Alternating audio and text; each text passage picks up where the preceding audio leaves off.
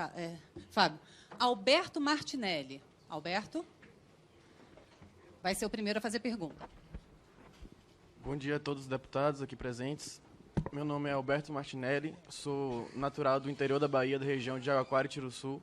Atualmente estudo na Faculdade de Direito da UFBA, em Salvador. E gostaria de fazer minha pergunta fora do tema, como foi permitido pelo deputado Bolsonaro, se assim continuar. Fica à vontade. Posso continuar? Pode ficar à vontade. Nos noticiários, acompanho bastante todas as notícias aqui da Câmara. E, é claro, o posicionamento político da família Bolsonaro em relação ao casamento homoafetivo. Que há declarações em que vocês afirmam que os homossexuais, ao buscar isso, querem privilégios. Correto, não é? Só que eu tenho uma posição contrária a isso, porque eu acredito que no momento em que heterossexuais, eu como, por exemplo, temos o direito de nos casar com quem amamos ou com quem queremos, os homossexuais também têm esse direito, não seria um privilégio. E também pelos noticiários, se não me engano, pelo deputado Jair Bolsonaro, houve relatos de que estava pescando em uma estação ambiental de Angra, em que não seria permitido. Não seria esse um verdadeiro privilégio, em vez do casamento gay? Minha pergunta fica aqui. Obrigada, Alberto. Deputado, só antes dos senhores responderem, eu queria, então, corrigir, porque eu informei equivocadamente, deputado Chico Lopes, do PCdoB do Ceará, deputado Ronaldo Benedetti, do PMDB de Santa Catarina, e o deputado João Paulo Papa, como o deputado Espiridião Amin já havia informado, do PSDB de São Paulo. Só para... Primeiro, eu te dou uma cópia do meu processo todinho. Ele foi arquivado no Supremo. Tá ok? Me autuaram no mesmo dia e mesma hora que tinha metido o dedo no painel de votação aqui na casa.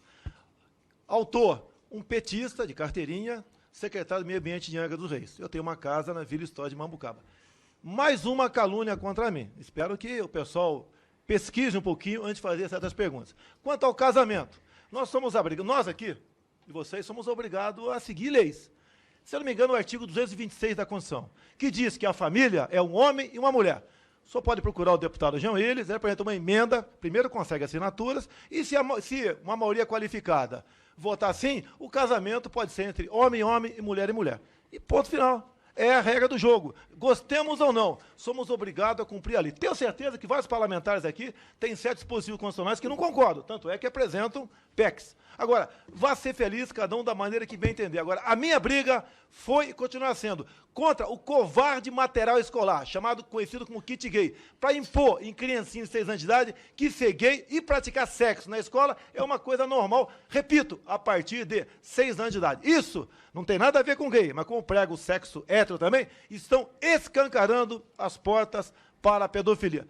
Crime ambiental explicado, casamento gay explicado também, se tiver algum homossexual aqui, vá ser muito feliz. Agora, não quero ensinar isso para a criancinha de 6 anos de idade. Até por isso, nós temos uma geração cada vez mais alienada, invadindo a escola, sem saber sequer uma tabuada.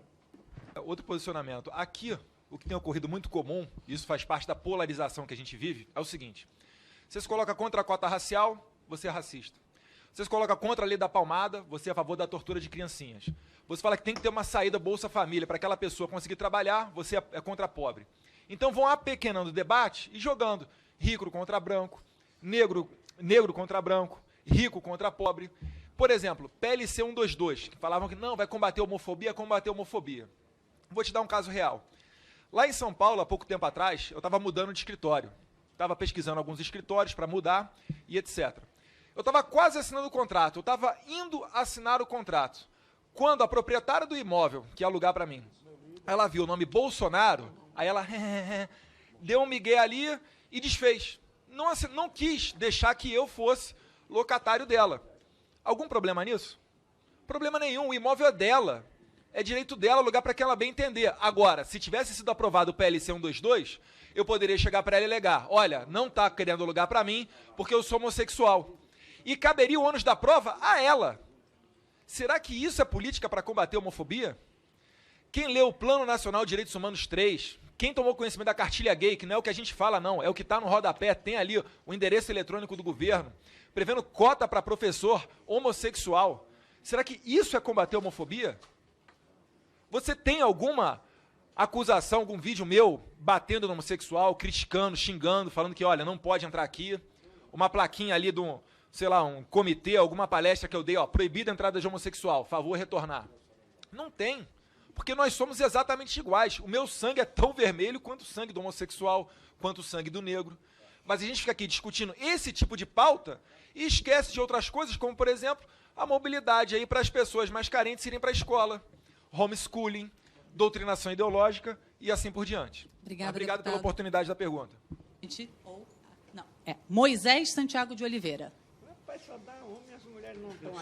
Deputado, é sorteio, o senhor está vendo, Deus é testemunha que é sorteio aqui e é transparente o cubo.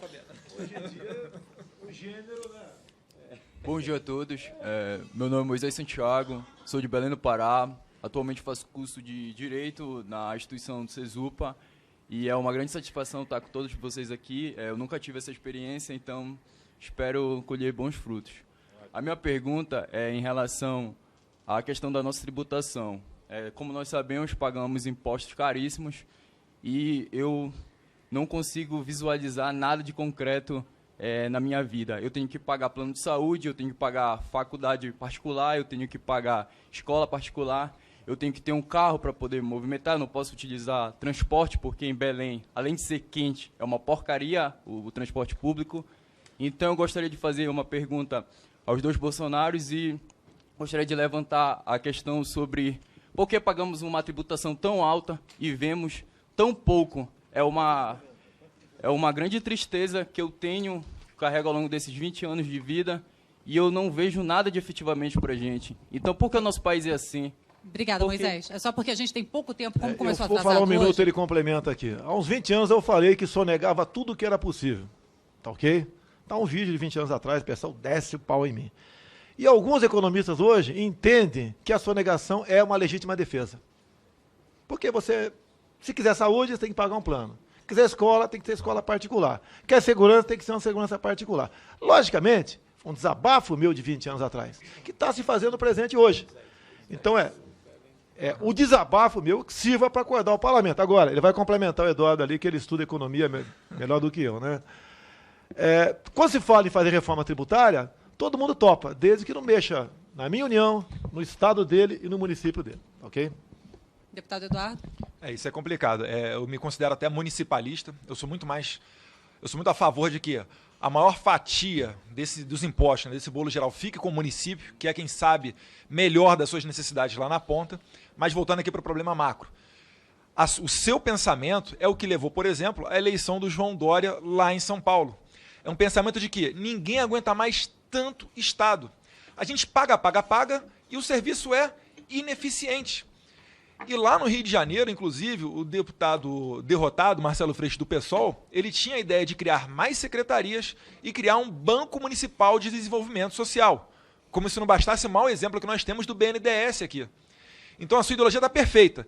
Como a gente não consegue dar conta de colocar todos os serviços que a população necessita, eu acho que a gente está caminhando agora para um enxugamento do Estado, uma participação menor do Estado, principalmente dizer que não é papel do Estado explorar a atividade econômica e deixar isso aí com a iniciativa privada, que tem gestão. Eu duvido, por exemplo, que um petrolão acontecesse se a Petrobras fosse, por exemplo, privatizada. Bilhão, uma empresa petrolífera dando prejuízo, mas sabe por quê? Porque o Estado é grande, porque é o presidente que nomeia o presidente da Petrobras, depois deixa um partido, em troca de apoio, colocar ali um diretor de abastecimento, aí vão os políticos, metem a mão aqui, e aí aprovam tudo que o governo quiser sem nem olhar. E assim vão... Não, mas tá pegando todos os partidos o Petrolão. Mas eles vão assim fazendo... Mas eles vão assim fazendo o quê?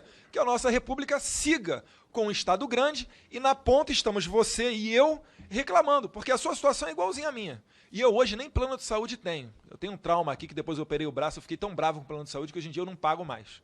Quando eu pensar daqui a uns... Se tiver 40 anos, eu volto a pagar. Mas, enfim, a tua reclamação é totalmente coerente. E a dificuldade da reforma tributária aqui está no que o deputado Jair Bolsonaro falou. Obrigada, deputado Eduardo Bolsonaro. Deputado Jorge Sola e deputado Alex Canziani, que ainda tem 5 minutos para concluir. Mirena Rosbach. Primeiramente, bom dia. Tá vendo? Foi só o seu pedido, deputado Chico Lopes. Então, eu gostaria de estar perguntando para o Eduardo, já que ele falou da questão de se a pessoa tem uma questão de mobilidade urbana, de estar colocando a pessoa na escola mais próxima.